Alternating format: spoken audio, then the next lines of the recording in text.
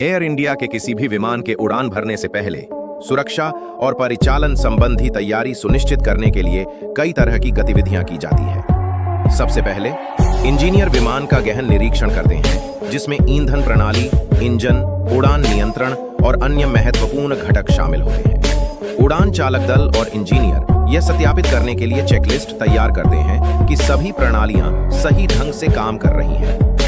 इन सब प्रोसेस के बाद ही प्लेन को टेक ऑफ के लिए मंजूरी दी जाती है।